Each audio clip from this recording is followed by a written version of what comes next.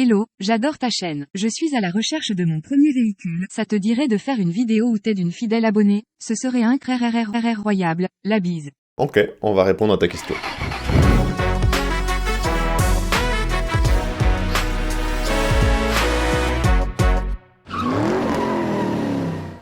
Alors, je vais pas te faire la liste de toutes les voitures avec leurs qualités, leurs défauts, parce que sinon, on y est jusqu'à demain, mais je pense que je peux sortir une bonne dizaine de voitures. Ouais, on commence à faire du bruit, tu vas me casser les couilles. Clavicule.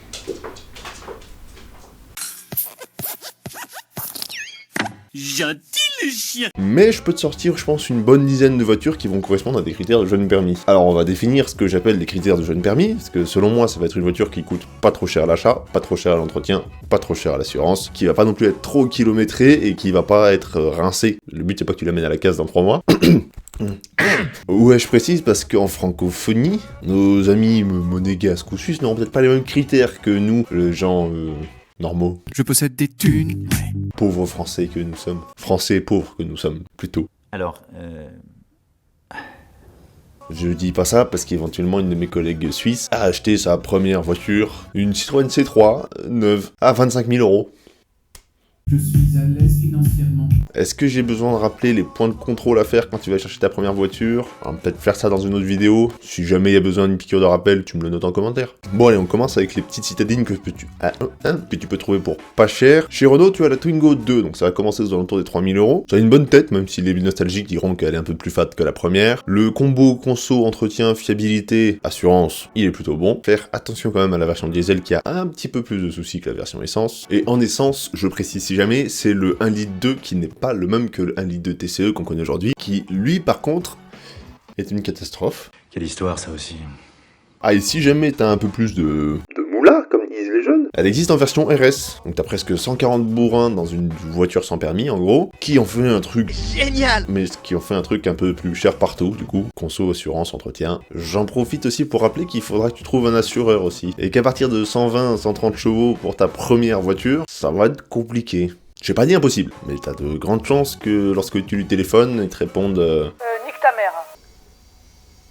Putain, travaux, j'espère que ça s'entend pas. En pot de yaourt aussi pour 3 000 €, t'as le triplet de chez Citroën, Peugeot et Toyota, donc respectivement la C1, la 107 et la Aygo. C'est toutes les trois des très bonnes petites voitures, plutôt très fiables. Y a rien qui peut casser dedans parce qu'il y a rien dedans. Eh oui.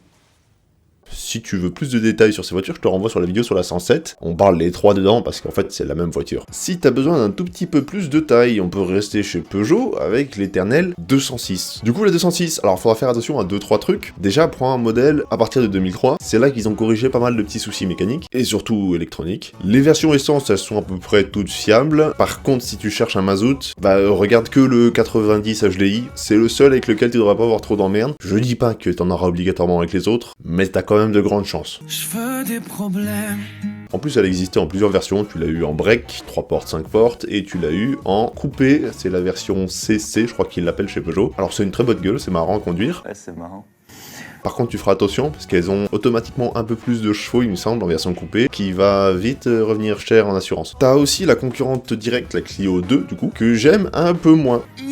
Mais ça marche aussi. Par contre, évite juste les versions diesel sur la Clio 2, surtout le 1,5 litre, l'ancien, qui lui par contre était vraiment à fuir.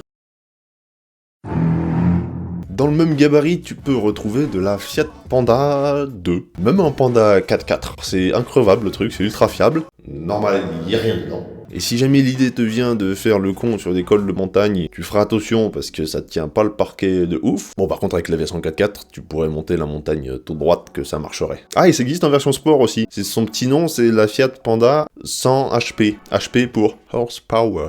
Don't speak, please. Let's work. Horsepower. Hurry up, hein. C'est équivalent aux chevaux en français, donc c'est la Fiat Panda 100 chevaux qui développe donc 100 chevaux. Quoi? Donc sport avec des gros guillemets. Mais c'est très très drôle d'arriver et de dire en soirée oui je roule en Panda Sport. Enfin, je trouve. Ah, et petite info à savoir, elle est homologuée qu'en 4 places. Enfin, du coup, si jamais c'est pas impossible de rentrer 7 personnes dedans, mais c'est juste si tu te fais contrôler, bah tu vas laisser 3 copains sur le bord de la route. Sinon, entre 3 et 5 000 euros du côté des japonais, on peut aussi trouver de la Suzuki Swift 3, la Toyota Yaris 2 ou 1, mais si t'as le budget, prends une deuxième génération, ça sera moins con. Logique. Bon, pareil, hein, c'est une globalité en général sur les voitures japonaises. Le combo fiabilité, entretien, conso, assurance, il est plutôt très bon. Pareil pour la Swift, elle existe en version sport. C'est un peu le même esprit que la Twingo 2 RS. Si t'arrives à te faire assurer, franchement, fonce, c'est une super caisse. Toujours dans le même budget environ, tu peux trouver de la Ford Focus 2, et c'est surtout avec un moteur que je te propose celle-ci, c'est le 1,8 litre Flexi Fuel, un truc comme ça. Pourquoi je te parle de cette voiture? Parce que tout simplement, c'est une voiture avec laquelle tu peux rouler aussi bien au sans-plomb qu'à l'éthanol. Sans avoir besoin de passer par un boîtier ou par une reprogrammation. Donc ça peut être intéressant, et en plus la voiture fait 125 chevaux, ce qui est pas mal pour une première caisse.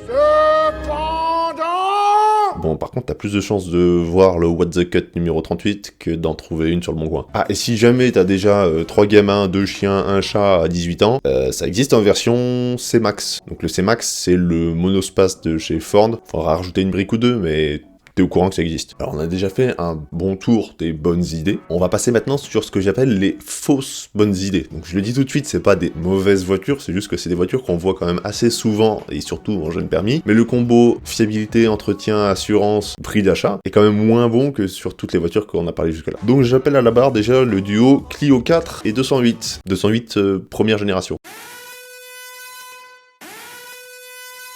Bon, déjà, le budget est un peu plus élevé pour ces deux voitures, parce qu'elles sont quand même vachement plus récentes que tout ce qu'on a dit auparavant. On est difficilement en dessous des 7 ou 8 000 euros pour un exemplaire en bon état. Comme je disais, c'est pas des mauvaises voitures, c'est juste que tu vas payer 2 fois plus cher pour, bon, pas 2 fois plus de problèmes, mais t'as compris l'idée. Non, je ne crois pas, non. Le seul point positif, c'est qu'elles sont un peu plus récentes, donc elles ont peut-être une meilleure gueule. Et encore, le 208, ça reste à prouver. C'est subjectif, on va dire.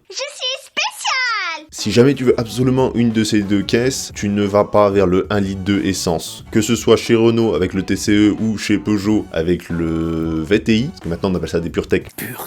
Mais à l'époque c'était le VTI, tu ne vas pas sur ces moteurs, tu vas avoir que des emmerdes. Entre fuite d'huile et distribution, c'est une catastrophe ces moteurs. On a aussi à peu près la même chose chez la concurrente allemande, donc c'est la Polo de 5ème génération. Encore une fois, c'est pas une mauvaise caisse, c'est juste qu'elle a eu quelques petits soucis de fiabilité, notamment sur les injecteurs sur les versions 1,6 litre TDI, mais aussi sur l'électronique, et ça c'était sur toutes les caisses. L'avantage que tu peux avoir avec celle-ci, c'est qu'elle décote pas trop en fait. Tu vas te la payer assez cher à l'achat, mais bah, tu vas la revendre à peu près le même prix que tu l'as acheté. Toujours chez nos amis qui ont inventé le claquet de chaussettes, tu peux avoir ce que j'appelle une fausse bonne idée, c'est de rouler en premium allemande. Donc là, je vais prendre par exemple l'Audi A3 8L, que tu peux trouver dans un budget de 3 à 5 000 euros. Le souci que tu vas avoir, c'est que c'est des caisses qui vont avoir entre 200 et 300 000 km.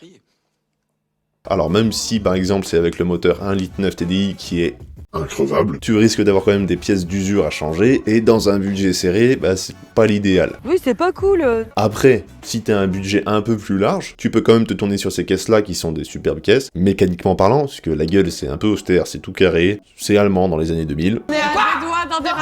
Et même dans le même budget que les 208 et Clio, tu peux avoir de l'Audi A3, génération d'après, donc la 8P, qui fait tout bien comme la précédente, en un peu plus joli. Tu feras quand même attention aux versions essence qui ont un petit peu plus de soucis que les versions diesel, même si ça reste quand même relativement fiable. D'accord. Voilà, donc si jamais t'as un billet de 10 briques, eh ben alors déjà, félicitations, ou merci papa, maman, ça dépend. Et que t'as envie d'avoir un truc pas comme tout le monde, qui est un peu joueur, peut-être même un peu sportif, tu peux aller voir la vidéo qui s'affiche juste là. Tu feras juste attention parce que c'est des modèles qui ont souvent un peu de poney sous le capot, et que, bah, comme je t'ai dit, hein, pour assurer, ça risque d'être un peu compliqué. J'espère que cette vidéo aura répondu à la plupart de tes questions. Pense bien à l'abonnement, c'est important. N'hésite pas à partager si tu connais quelqu'un qui vient d'avoir son permis ou qui vient de faire la bise à un platane. On se dit à bientôt pour une prochaine vidéo, et puis voilà. Bisous.